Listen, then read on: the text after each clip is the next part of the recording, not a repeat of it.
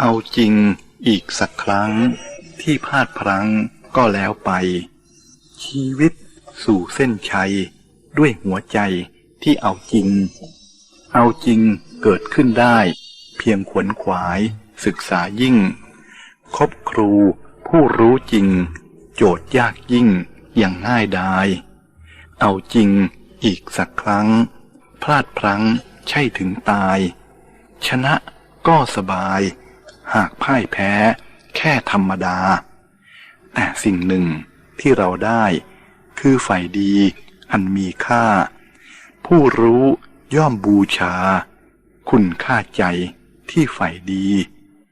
เอาจริงอีกสักครั้งเคยพลาดพลั้งเคยถอยหนีเหยาะแยะท้อใจทำไมมีปีใหม่ดีแน่แม้เอาจริงการสำนึกผิดเปรียบเสมือนกระจกบานหนึ่งที่สามารถสะท้อนให้เราได้เห็นความผิดพลาดของตนเองอย่างแจ่มชัดและทำให้เรามีโอกาสได้แก้ไขข้อผิดพลาดปัจจัยที่ทำให้มนุษย์มีความเป็นมนุษย์ก็คือมนุษย์มีเหตุผลมีอารมณ์ความรู้สึกแต่ทว่ามนุษย์แม้จะมีเหตุผลมีอารมณ์ความรู้สึกด้วยกันทุกคนแต่ทำไมจึงมีบางคนเป็นคนดีเป็นที่รักของผู้อื่น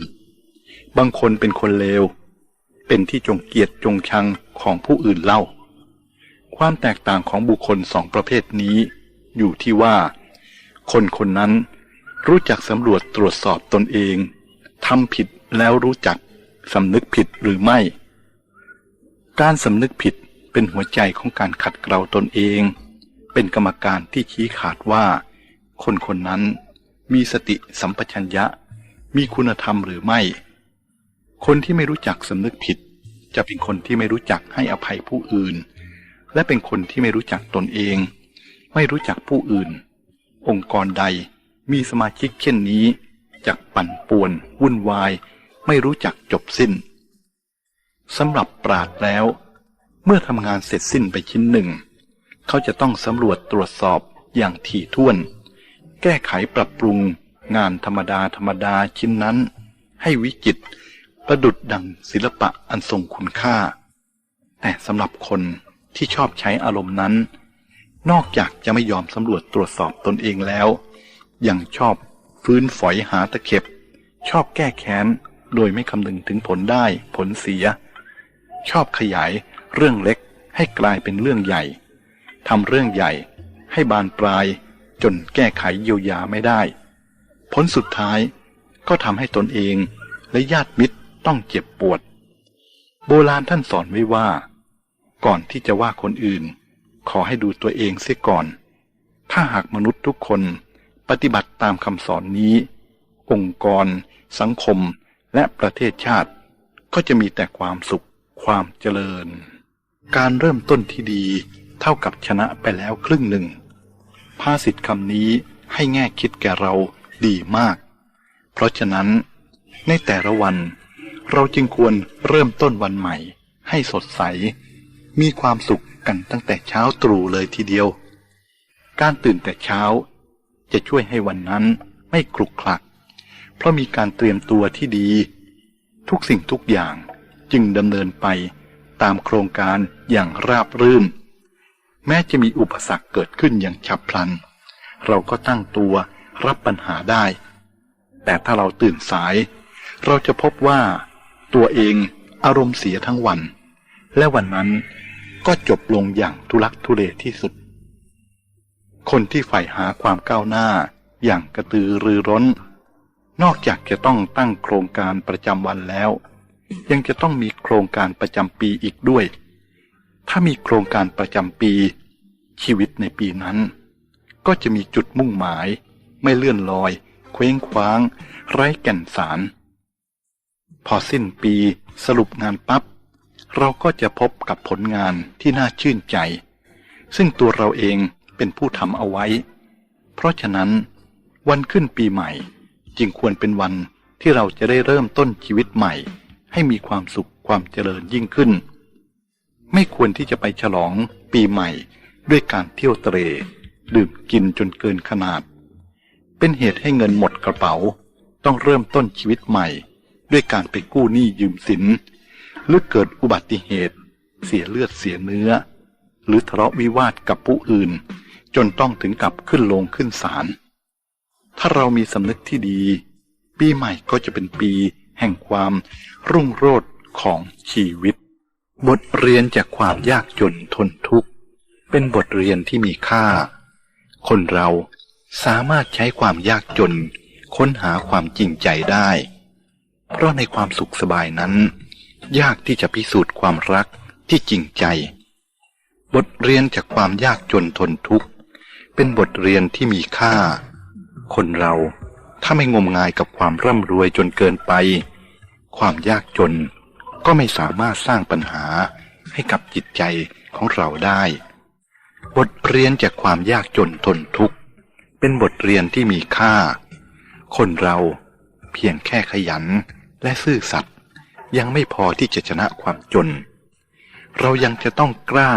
ทำกล้าสร้างสรรค์สิ่งใหม่ๆให้ชีวิตด้วย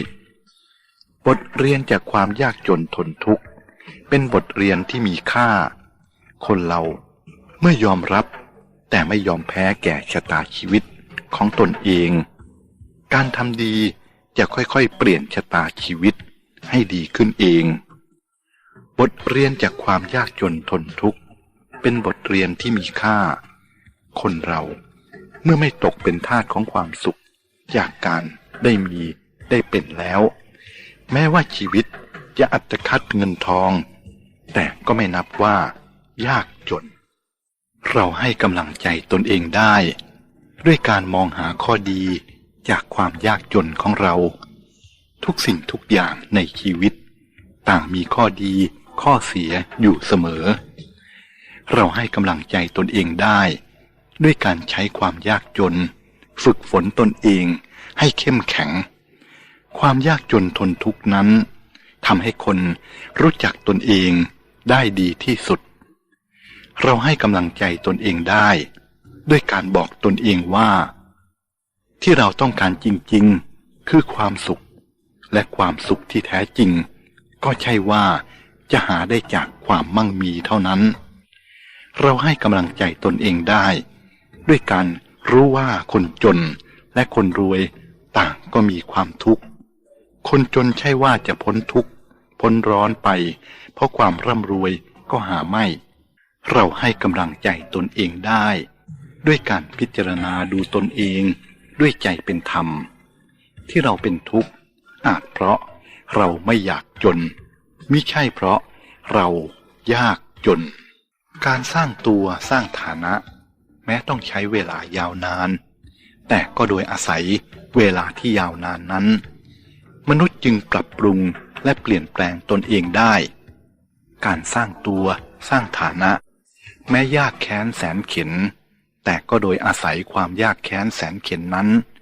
มนุษย์จึงเพาะสร้างความเข้มแข็งขึ้นได้ในชีวิตการสร้างตัวสร้างฐานะ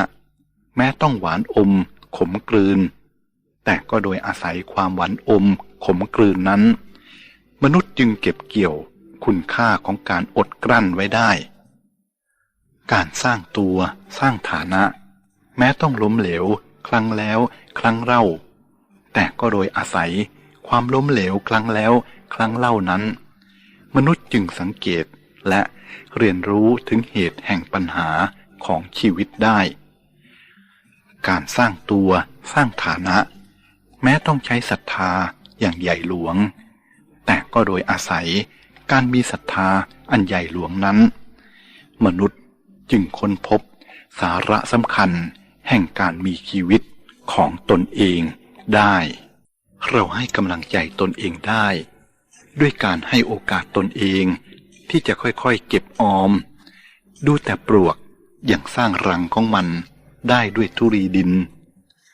เราให้กำลังใจตนเองได้ด้วยการให้โอกาสตนเองที่จะเปลี่ยนแปลงวิถีชีวิตเสียใหม่ดูแต่ดอกบัวยังเติบโตได้จากโคลนตมที่สกปรกเราให้กำลังใจตนเองได้ด้วยการให้โอกาสตนเองที่จะเริ่มต้นใหม่ กับงานที่ท้าทายดูแต่ลูกนกน้อยๆยังหัดโผผินบินไปหาอาหารด้วยตนเองเราให้กำลังใจตนเองได้ด้วยการให้โอกาสตนเองที่จะสังเกตและเรียนรู้สิ่งใหม่ๆรอบตัวดูแต่แมวยังรักการปีนป่ายลัดเลาะรอบบ้านใหม่ของมันเราให้กำลังใจตนเองได้ด้วยการให้โอกาสตนเองที่จะก้าวไปข้างหน้าเพื่อคนที่เรารักดูแต่พ่อแม่ทั้งหลายยังสู้ลำบากอยู่ได้เพื่อลูกของตนการเปลี่ยนแปลงตนเองเป็นเรื่องของคนที่มีใจกว้างคนที่มีใจกว้างรู้ว่าการเปลี่ยนแปลงจะนำมาซึ่งความรอบรู้และจะเป็นความรอบรู้อย่างลุ่มลึกกว้างขวางและทันสมัยการเปลี่ยนแปลงตนเองเป็นเรื่องของคนที่ยอมรับความจริงคนที่ยอมรับความจริงรู้ว่าการเปลี่ยนแปลงเป็นเรื่องธรรมดาและเป็นเรื่องธรรมดาที่ต้องเข้าใจและลงมือทำโดยทันทีการเปลี่ยนแปลงตนเองเป็นเรื่องของคนกล้าหาญคนที่กล้าหาญรู้ว่าการเปลี่ยนแปลงเป็นสิ่งที่ควรเผชิญหน้าและเป็นการเผชิญหน้าอย่างท้าทายตนเองให้ต่อสู้กับอุปสรรคการเปลี่ยนแปลงตนเองเป็นเรื่องของคนที่รักตัวเองคนที่รักตัวเองรู้ว่าการเปลี่ยนแปลงตนเองเป็นสิ่งที่ต้องทำและต้องเป็นเรื่องที่ต้องกระทำอย่างต่อเนื่องและหนักแน่นต่อเป้าหมายการเปลี่ยนแปลงตนเองเป็นเรื่องของคนที่รักความก้าวหน้าคนที่รักความก้าวหน้ารู้ว่าการเปลี่ยนแปลงเป็นถนนไปสู่ความสำเร็จและเป็นถนนสายสำคัญที่จะทำให้เราสำเร็จได้ดั่งใจหวังเพียงเพื่อเมล็ดบัวจะได้มีชีวิตต่อไปดอกบัวจึงคลี่กลีบบัวให้แมลงเฉยชมการเปลี่ยนแปลงที่แท้เป็นการให้โอกาสแก่ชีวิตเพียงเพื่อจะให้ชีวิตของตนได้สมบูรณ์ตามหน้าที่ที่เกิดมาต้นกล้วยจึงตกเครือให้แม้ว่าในที่สุดตนเองจะถูกตัดฟันการเปลี่ยนแปลงที่แท้อาศัยความกล้าหาญที่จริงใจและจริงจังเพียงเพื่อผีเสื้อจะได้โบยบินในสวนดอกไม้หนอนแก้วจึงถักทอดักแด้ครอบคลุมตนเองการเปลี่ยนแปลงที่แท้เป็นไปตามธรรมชาติแห่งชีวิตเพียงเพื่อจะให้ลูกไก่รู้จักที่จะดูแลตนเองแม่ไก่จึงจิกตีลูกไก่ในวันที่มันสามารถหาอาหารกินเองได้การเปลี่ยนแปลงที่แท้หากเป็นไปด้วยความรักก็ไม่อาจจะจำกัดรูปแบบเพียงเพื่อจะให้เม็ดถั่วเปลี่ยนแปลงไปเป็นต้นถั่วเปลือกถั่วจึงยอมอ่อนนุ่มให้รากถั่วงอกงามออกมาการเปลี่ยนแปลงที่แท้เป็นการเปลี่ยนแปลงตนเองเพื่อผู้อื่นเราให้กำลังใจตนเองได้ด้วยรู้ว่าการเปลี่ยนแปลงตนเองโดยไม่ตกเป็นทาสของผู้อื่นจะทำให้เราค้นพบความต้องการที่แท้จริงของตนเองเราให้กำลังใจตนเองได้ด้วยรู้ว่าการเปลี่ยนแปลงตนเองด้วยศรัทธาที่มีต่อตนเองจะทำให้เราค้นพบสิ่งที่เราต้องการจริงๆในชีวิตเราให้กำลังใจตนเองได้ด้วยรู้ว่าการเปลี่ยนแปลงตนเองอย่างผู้มีใจกว้างจะทำให้เราค้นพบเส้นทางไปสู่ความสำเร็จที่เราหวังการให้กำลังใจตนเองได้ด้วยรู้ว่าการเปลี่ยนแปลงตนเองอย่างกล้าหาญจะทำให้เราค้นพบเรื่องราวใหม่ๆในชีวิตที่น่าสนใจกว่าเดิมเราให้กำลังใจตนเองได้ด้วยรู้ว่าการเปลี่ยนแปลงตนเองอย่างซื่อตรงจะทำให้เราค้นพบความจริงแท้ในชีวิตของเราให้กำลังใจตนเองได้ด้วยการเข้าใจคนที่ไม่ยอมเข้าใจเราคนบางคนเพียงเราเข้าใจเขาเราก็ช่วยเขาได้เราให้กำลังใจตนเองได้ ด้วยการยอมรับผู้คนอย่างที่เขาเป็นคนบางคนจะเปลี่ยนไปเมื่อเรายอมรับเขาได้เราให้กำลังใจตนเองได้ด้วยการสนใจความสำเร็จภายในของเราเองคนบางคนในขณะที่เราช่วยเขาเราจะรู้จักตัวเราเองเราให้กำลังใจตนเองได้ด้วยความไม่ถือสาคนที่ไม่เห็นคุณค่าของความดีคนบางคนเราช่วยเขาเพียงเพื่อจะช่วยคนอื่นๆก็ได้เราให้กำลังใจตนเองได้ด้วยการคิดเสียว่าเราไม่มีสิทธิ์ลิขิตชีวิตของผู้ใดคนบางคนเป็นได้แต่เพียงสิ่งที่เขากำลังเป็นอยู่เท่านั้นเราให้กำลังใจตนเองได้ด้วยการตั้งใจที่จะทำดีในเวลาที่เหลืออยู่ของชีวิตเมื่อคิดและทำในสิ่งที่ดีๆย่อมมีกำลังใจที่เข้มแข็งเราให้กำลังใจตนเองได้ด้วยการไว้วางใจในกฎของธรรมชาติสิ่งที่จะเกิดขึ้นแก่เราอย่างน้อยต้องมีข้อดีอยู่บ้างเราให้กำลังใจตนเองได้ด้วยการตั้งสติเพื่อเผชิญหน้ากับสิ่งที่เรากลัวสติอันแจ่มใสจะเป็นปราการอันมั่นคงของผู้ชนะเราให้กำลังใจตนเองได้ด้วยการรำลึกถึงคุณความดีที่เราเคยกระทำไว้คุณความดีย่อมคุ้มครองคนดีไว้ด้วยความชอบธรรมเราให้กำลังใจตนเองได้ด้วยการบอกตนเองว่าความกลัวเป็นมายาของความคิดคนที่เข้าถึงความจริงข้อนี้ได้ย่อมเป็นอิสระได้ในที่สุดหากต้องตัดสินใจก็ตัดสินใจเองเถิดไม่มีใครรู้ถึงความต้องการที่แท้จริงของเราเท่ากับตัวเราตัดสินใจด้วยตัวเองดีกว่าผิดพลาดขึ้นมาจะได้ไม่เสียความรู้สึกหากต้องตัดสินใจก็ตัดสินใจเองเถิดไม่มีใครรับผิดชอบชีวิตของเราได้ตลอดไปตัดสินใจให้ตัวเองวันนี้เพื่อจะรับผิดชอบตัวเองในวันหน้าหากต้องตัดสินใจก็ตัดสินใจเองเถิดไม่มีใครไม่เคยผิดพลาดในการตัดสินใจตัดสินใจเองเพื่อจะได้รู้จักตนเองอย่างแท้จริงหากต้องตัดสินใจก็ตัดสินใจเองเถิดไม่มีใครรู้จริงถึงสิ่งที่จะเกิดขึ้นกับเราในอนาคตตัดสินใจเองในวันนี้ด้วยศรัทธาที่มีต่อตัวเองในวันข้างหน้าหากต้องตัดสินใจก็ตัดสินใจเองเถิดไม่มีใครมีสิทธิ์บังคับบัญชาชีวิตของเราได้หรอกตัดสินใจด้วยตัวเองเถิดเพราะมันเป็นสิทธิ์ของเราแต่ผู้เดียวเพียงมีเหตุผลเท่านั้นยังไม่พอสำหรับการตัดสินใจการตัดสินใจที่ดียังต้องรู้จักตนเองอย่างแท้จริงคนเราหากไม่รู้จักตนเองยิ่งนานก็ยิ่งผิดพลาดหลงทางเพียงมีเหตุผลเท่านั้นยังไม่พอสำหรับการตัดสินใจการตัดสินใจที่ดียังต้องใช้ความเชื่อมั่นในตนเองคนเราหากไม่เชื่อมั่นในตนเองยิ่งนาน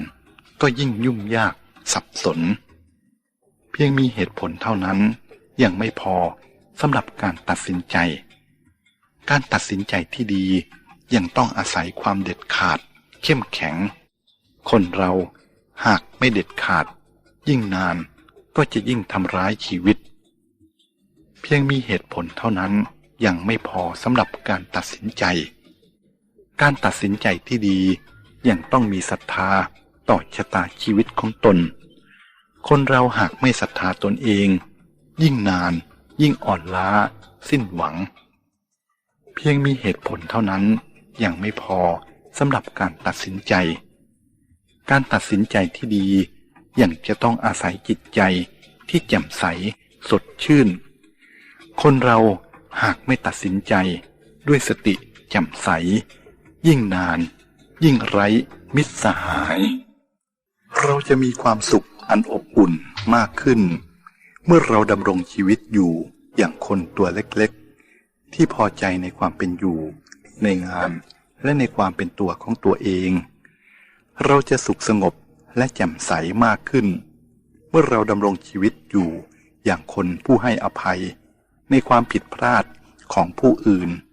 และแม้กระทั่งของตัวเราเองเราจะรู้สึกว่าชีวิตมีความหมายต่อเรามากขึ้นเมื่อเราดำรงชีวิตอยู่ด้วยการให้ความช่วยเหลือเพื่อนมนุษย์สรรพสัตว์และแม้แต่ต้นไม้เล็กๆเราจะกระตือรือร้น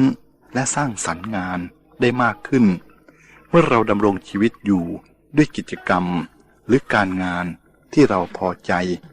และมีจุดหมายอยู่ที่ความสุขของผู้อื่นเราทุกคนกำลังเดินทางบางคนเดินช้าบางคนเดินเร็วบ้างก็เดินทางถูกบ้างก็เดินทางผิดแต่นั่นก็ไม่สำคัญอะไรนักความสำคัญอยู่ที่การเลือกทางของเราด้วยตัวเราเองปลายทางจะเป็นอย่างไรก็ไม่รู้แต่ว่าต้องเรียนรู้อยู่ตลอดทางเพราะการเดินทางไปสู่จุดหมายย่อมสำคัญกว่าจุดหมายปลายทางเช่นเดียวกับนักกีฬาที่แท้จริงย่อมอยากจะเล่นมากกว่าอยากชนะไม่ว่าสิ่งที่เราทำจะยากลำบากแค่ไหนขอเพียงเรารักและใส่ใจที่จะทำมันอย่างแท้จริงสักวันหนึ่งมันอาจจะสำเร็จลงได้อย่าหวั่นไหวต่อคำตำหนิติเตียนไม่ว่าจะเป็นของใครที่ไหนเพราะสิ่งที่เราทำมันสำคัญสำหรับเรามากกว่าใครแต่กระนั้นในยามท้อแท้ก็อย่าเพิ่งท้อถอยสายน้ำอย่างมีหลากไหลตลอดกาลทุกอย่างทุกชีวิตต้องมีวันหยุดบ้างเราต้องไม่ฝืนทำในสิ่งที่ไม่จำเป็นต้องทำแล้วแต่ลองปล่อยเวลาไว้สักนิดหรือถอยห่างออกมาสักหน่อยแล้วหันกลับไปดูและทบทวนถึงสิ่งที่เราทำอย่างกว้างๆบางทีเราอาจจะกลับไปทำใหม่พร้อมกับกำลังใจที่มากขึ้นไม่แปลกเลยที่เราจะพลัดพรากไปติดกับดักซึ่งมีอยู่มากมายในโลกนี้คนทุกคนต่างต้องเคยพลาดด้วยกันทั้งนั้นอย่าลงโทษตัวเองที่ต้องเสียอะไรต่อมิอะไรไปมากมายให้กับความหลงผิดหรือหลงทางเลยหากเรายอมรับผิดพลาดอย่างยิ้มแย้มเราย่อมจะเกิดกำลังใจและพอจะเห็นแนวทางแก้ไขได้กับดักในสังคมถึงแม้จะมีอยู่มากมายแต่จะหมดความหมายถ้าเราเข้มแข็งและใช้สติปัญญานำทางชีวิตของเรากับดักในสังคมเราสามารถจะหลบหลีกได้ที่ต้องระวังก็คือกับดักที่เราถักทอขึ้นผูกมัดตัวของเราไว้กับความทุกข์ความกังวลปลดกับดักของตนเองออกเสียก่อนแล้วค่อยๆฝึกที่จะหลบกับดักของผู้อื่นเป็นความจริงที่บางทีเราอาจจะอบอุ่นอยู่ได้ในกรงขังแต่ก็เป็นความจริงเหมือนกันที่ว่าจริงๆแล้วเราไม่ต้องการเช่นนั้นเลยในบางครั้งความล้มเหลวก็มิได้สะท้อนความดีเลวของผู้กระทำมีอยู่ไม่น้อยที่คนดีๆผ่านพบแต่ความล้มเหลวซ้ำแล้วซ้ำเล่าแต่นั่นก็เป็นเรื่องของโชคชะตามากกว่าคุณค่าของความเป็นคนอย่าดูถูกความล้มเหลวของตนเองและผู้อื่นเพราะบางทีมันอาจจะเป็นบันไดขั้นสำคัญของความสำเร็จอันยิ่งใหญ่เอาเวลาที่เสียใจกับความล้มเหลวไปตรวจสอบสาเหตุของมันให้แน่ดีกว่าและการกระทำเช่นนี้นี่เองคือภาพสะท้อนของความเป็นคนที่เข้าใจในวิถีทางของชีวิตหากเราปรารถนาความอบอุ่นเราจะไม่หยุดอยู่กับตัวอย่างของความพ่ายแพ้เราจะสนุกอยู่กับการแสวงหาคำตอบที่จะเป็นกุญแจสู่ความสำเร็จเราจะพอใจในคำตอบที่ได้ในวันนี้และพร้อมที่จะหาคำตอบใหม่ๆในวัน รุ่งขึ้นหินผาที่กล้าแกร่งยังสึกกร่อนจิตใจที่เข้มแข็งต้องมีวันอ่อนล้าแบ่งสรรปันส่วนการใช้ชีวิตของเราให้พอเหมาะพอดีและให้พอมีความรู้จักพอเรายังจะต้องอยู่ไปอีกนานต้องมีงานอีกมากต้องยากลำบากอีกไม่น้อยอย่าปล่อยให้ชีวิตของเราผูกพันมุ่งหมายอยู่กับสิ่งใดสิ่งหนึ่งเพียงสิ่งเดียวโดยทอดทิ้งสิ่งอื่นไปเสียสิ้นเราเกิดมาเพื่อจะมีความสงบและสุขสบายซึ่งก็มีแต่วันนี้วันเดียวเท่านั้นที่เราแน่ใจได้ว่าเราจะให้กับตัวเองได้เยือกเย็นลงแล้วค่อยๆทำอย่างมีสติเพราะแม้ว่าเราจะจริงจังและกระวนกระวายกับอนาคตมันก็จะไม่ช่วยให้ปัจจุบันนี้ดีขึ้นเลยเมื่อความหวังและการกระทำยังมีชีวิตอยู่วันแห่งความสำเร็จต้องเป็นของเราบ้างขอให้เราเคลื่อนเข้าไปหาความสำเร็จด้วยพาหะแห่งความพยายามและความรักขอให้เคลื่อนไปอย่างช้าๆแต่สม่ำเสมอด้วยความพอใจและความกระตือรือร้นเพื่อความสำเร็จของเราในวันนั้นขอได้ลงมือทำอะไรสักอย่างหนึ่งในวันนี้อย่ามัวคอยความสำเร็จอยู่เลยเพราะความสำเร็จกำลังคอยเราอยู่หากเรารื่นถลายไกลไปจากความสุขขอให้รวบรวมกำลังใจกำลังกายและความสุขุมเยือกเย็นเข้าไว้ด้วยกันค่อยๆมองค่อยๆคิดหาทางแก้ไขจะอย่างไรต้องมีทางให้เราป่ายปีนขึ้นไปได้อีกบางทีดูเหมือนจะไม่มีใครสนใจใยดีเราแต่จริงๆแล้วเขาอาจจะรอโอกาสที่จะช่วยเราอยู่ช่วยตัวเองก่อนคือสิ่งแรกที่เราคิดทำอะไรสักอย่างหนึ่งที่พอทำได้คือสิ่งแรกที่เราทำอำนาจทั้งหลายย่อมไม่ทอดทิ้งคนที่ไม่ทอดทิ้งตนเองเป็นการดีที่เราจะให้โอกาสตัวเองในอันที่จะผิดหวังเพื่อในยามที่เราผิดหวังเราจะได้มีกำลังใจที่จะเริ่มต้นใหม่โดยเร็วในการกระทำและการเดินทางขอให้มั่นใจในความสำเร็จแต่ก็ควรพร้อมสำหรับความล้มเหลวไว้ด้วยจากเมล็ดเล็กๆที่จริงจังในการงอกงามในที่สุดก็ก่อกำเนิดป่าอันกว้างใหญ่เริ่มทำอะไรเล็กๆน้อยๆสำหรับชีวิตและวันหนึ่งข้างหน้าเราจะประหลาดใจในตนเองเราจะพบว่าตัวเรามีความสามารถที่คิดไม่ถึงด้วยระยะเวลาเพียงสั้นๆเรายังไม่อาจจะตัดสินใจอะไรได้ด้วยระยะเวลาเพียงสั้นๆเรายังไม่ควรท้อแท้ให้เวลาสำหรับความคิดใหม่ๆให้เวลาสำหรับงานเล็กๆและวันหนึ่งข้างหน้าเราจะพบกับความภูมิใจทุ่งกว้างเกินกว่าจะเดินทั่วฟ้ากว้างเกินกว่าจะคาดคะเนชีวิตกว้างเกินกว่าใจแคบๆจะรู้จริงเดินเล่นในทุ่งกว้างเพื่อให้ร่างกายสดชื่นแจ่มใสแงนมองฟ้ากว้างเพื่อให้หัวใจเปิดโล่งและร่าเริงมองดูชีวิตอย่างกว้างๆเพื่อให้จิตใจเป็นอิสระจากสิ่งร้อยรัดทั้งปวงเมื่อทุ่งกว้างฟ้ากว้างใจกว้างรวมอยู่ด้วยกันความงดงามเหนือถ้อยคำจึงปรากฏขึ้นในจิตใจหาโอกาสไปเดินเล่นในทุ่งกว้างใต้ฟ้ากว้างกันบ้างเพื่อว่าใจกว้างๆของเราจะมองเห็นอะไรได้กว้างขึ้นอารมณ์ไม่ว่าจะดีหรือร้ายดูไปก็เหมือนหมู่เมฆที่คลี่กระจายปกคลุมยอดเขาผ่านมาแล้วก็ผ่านไปหากเราให้เวลากับตนเองอีกเพียงเล็กน้อยเพื่อพิจารณาอารมณ์ สักวันหนึ่งเราจะเป็นอิสระจากมันได้เมื่ออารมณ์ครอบงำอย่ารีบทำหรือรีบทิ้งค่อยๆดูความจริงที่ปรากฏขึ้นให้แน่เสียก่อนไม่ว่าชอบหรือชังล้วนเปลี่ยนแปลงได้เมื่ออารมณ์ผันแปรไปมานะฝึกตนไปสู่การเป็นผู้ใช้อารมณ์และระมัดระวังที่จะไม่ให้อารมณ์มันใช้เราเพื่อความอยู่รอดของชีวิต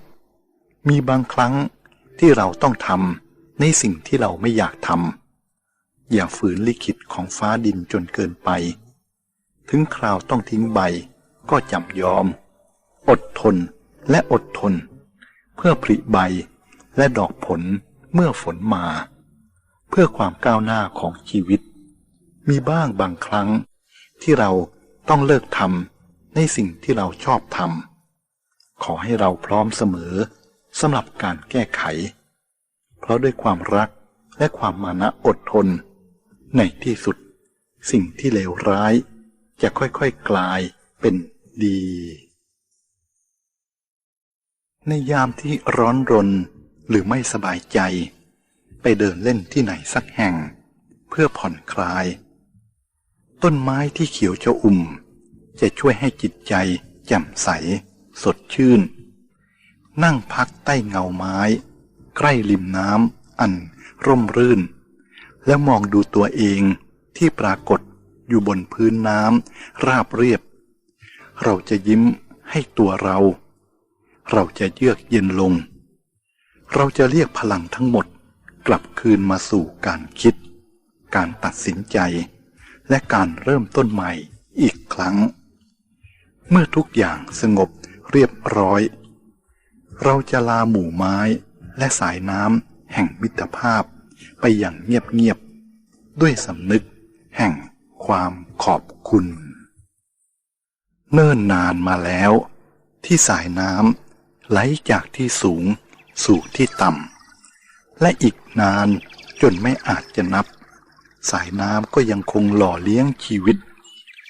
ด้วยเรารู้จักถ่อมตัวลงไปสู่การให้ชีวิตของเราจึงชื่นฉ่ำดังสายน้ำขอให้มั่นใจในเจตนาอันบริสุทธิ์ของตัวเราแม้ว่าเราจะต่ำต้อยปานใดในสายตาของผู้อื่นแต่ก็ด้วยวิธีนี้นี่เองเราจึงจะช่วยคนที่ตกต่ำจริงๆได้ใบไม้เปลี่ยนสีก่อนฤดูหนาวจะมาถึงการเปลี่ยนแปลงเป็นสัญลักษณ์ของการมีชีวิตและเพื่อต้อนรับการเปลี่ยนแปลงทุกชีวิตจึงต้องมีการปรับปรุงเราแต่ละคนล้วนมีโอกาสในอันที่จะเปลี่ยนแปลงตนเองหากเราไม่เริ่มสร้างโอกาสแห่งการต่อสู้เพื่อพัฒนาตนเองในวันนี้แล้วพรุ่งนี้เราอาจจะอ่อนแอเกินไปสำหรับสิ่งใหม่ๆที่จะมาถึงขอให้เราเริ่มคิดเริ่มทำเริ่มรู้ในวันนี้แน่นอนเราอาจจะแพ้อาจจะทนทุกข์ทรมานอาจจะถูกทอดทิ้งแต่ขอให้เชื่อเถิดว่าสิ่งเหล่านี้คือปากทางของความสำเร็จที่มีคุณค่าแท้จริงต่อชีวิตไม่ว่าจะเป็นความดีหรือความชั่วท้ายที่สุดก็ถูกลืมเลือนเราใยจะต้องไปเคร่งเครียดกับชีวิตของเราให้มากเกินไปนักทำในสิ่งที่เห็นสมควรว่าจะต้องทำให้ได้แม้ว่ามันอาจจะดีหรืออาจจะไม่ดีในสายตาของผู้อื่นแต่ในสายตาของเราแล้วขอเพียงได้ทำสักครั้งหนึ่งเพื่อที่จะได้รู้สึกว่าตนเองได้ใช้ชีวิตอย่างคุ้มค่าไม่ว่าใครในที่สุดก็ต้องจบสิ้นลงต่างกันบ้างก็ตรงที่บางคนภูมิใจในชีวิตของตนที่ผ่านมาแต่บางคนเสียดายเวลาและเรื่องราวที่ผ่านไปแม้ว่าเราไม่สามารถที่จะเลือกอะไรต่ออะไรได้ตามใจของเราไปเสียทุกอย่างแต่เราทุกคนสามารถที่จะเลือก เป็นผู้เลือกหรือปล่อยให้ถูกเลือกได้และแน่นอนว่าคนที่รักและรู้จักตัวเองย่อมเลือกที่จะเป็นผู้เลือกอย่างแน่นอนขณะหนึ่งขณะเดียวนี้เท่านั้นที่เราบริสุทธิ์ที่ผ่านไปแล้วก็ผ่านไปแล้วที่ยังมาไม่ถึงก็ยังมาไม่ถึงมองดูขณะนี้ของเราและภูมิใจในความเป็นเราไม่ว่าจะเป็นเช่นไรเราไม่จำเป็นจะต้องกลบเกลื่อนอดีตของเราหรือทำแกล้งไม่กลัวอนาคตเราคือเราในขณะนี้ขณะที่เราเลือกได้ว่าเราจะมีความสุขหรือไม่เรามารับผิดชอบต่อสิ่งที่เราทำไปแล้วด้วยความเข้าใจและความเห็นใจมิใช่ด้วยความสำนึกบาปหรือกลัวความผิดสำหรับสิ่งที่ยังมาไม่ถึงแม้จะเป็นความทุกข์ยากแต่มันอาจจะเป็นพาหนะของหนทางแห่งความสุขและความสำเร็จของเราวันนี้เป็นอีกวันหนึ่งที่เรากำลังจะผ่านพ้นไปเราอาจจะไม่ได้อะไรมากนักในวันนี้แต่เราก็พอใจที่เรายังมีชีวิตหมายถึงเรายังมีโอกาสที่จะกระทำที่จะแสวงหาที่จะสำเร็จและที่จะมีความสุขอันอบอุ่นเราอาจจะผิดพลาดหรือพ่ายแพ้ในวันนี้แต่ข้อดีของมันก็คือเราอาจจะเข้มแข็งขึ้นในวันต่อๆไปถ้าเรามีความหวังและความเชื่อว่าเราจะดีขึ้นแน่นอนเรากำลังดีขึ้นเรื่อยๆก่อนที่จะนอนเรามาทบทวนถึงเรื่องราวที่ผ่านไปและเตรียมตัวสำหรับวันใหม่ที่จะมาถึงก่อนที่จะหลับเรามาฝันถึงหนทางสู่ความสำเร็จ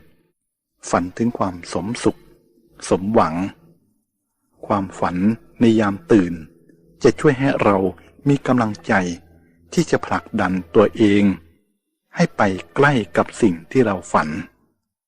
เขียนถึงอุปสรรคและความยุ่งยากในชีวิตไว้ในสมุดและเก็บมันไว้ในนั้นเมื่อเราตั้งใจจะหลับเรามาหลับให้สบายๆเพื่อวันรุ่งขึ้นเราจะได้เผชิญกับทุกสิ่งทุกอย่างอีกครั้ง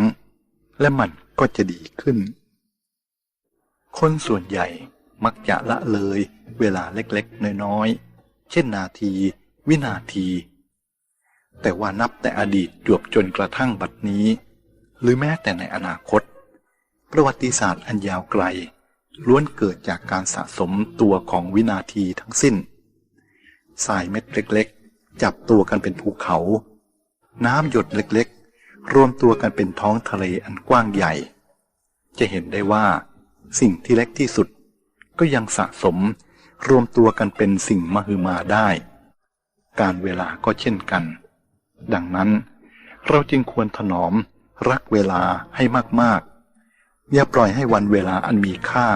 ล่วงพ้นไปอย่างเปล่าประโยชน์และวันที่น่ารักที่สุดก็คือวันนี้วินาทีที่มีค่าที่สุดก็คือเดี๋ยวนี้ในเสี้ยววินาทีที่เราลังเลนั้นปัจจุบันก็จะกลายเป็นอดีตไปทันทีเพราะฉะนั้นเราจึงต้องกุมปัจจุบันเอาไว้ให้ดีถ้าเราถนอม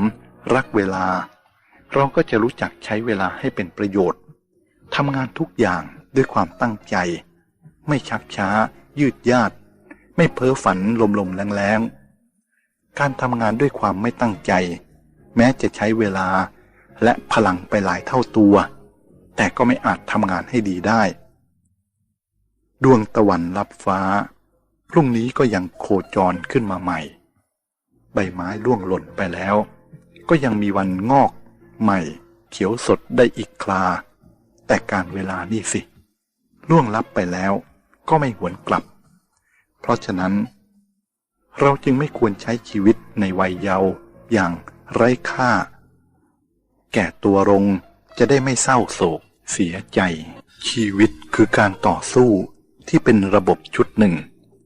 ชีวิตเป็นแหล่งรวมศูนย์ของความสุขและทุกข์นานับประการมีคนพูดว่า ความจริงของเราไม่ใช่สิ่งที่เกิดขึ้นในชั่วพริบตาความดีของเราไม่ใช่สิ่งชั่วคราวความงามของเราไม่ใช่สิ่งว่างเปล่ามีแต่ชีวิตที่ผ่านการต่อสู้อย่างโชคโชนเท่านั้นจึงจะเป็นชีวิตที่รู้จักความจริงเป็นชีวิตที่ดีงามและงดงามวิทยาศาสตร์แสวงหาความจริงศาสนาแสวงหาความดีศิลปะแสวงหาความงามชีวิตที่มีทั้งความจริงความดีความงามคือผลึกที่เกิดจากการรวมตัวของวิทยาศาสตร์ศาสนาและศิลปะสามสิ่งนี้คือเป้าหมายชีวิตที่ทุกคนแสวงหาแม้ว่าบางทีเราอาจจะไม่บรรลุเป้าหมายก็ตามแต่ถ้าเรายืนหยัดหลักการต่อสู้ต่อไปชีวิตของเราก็จะดำเนินอยู่ในความจริงคือความดีและความงาม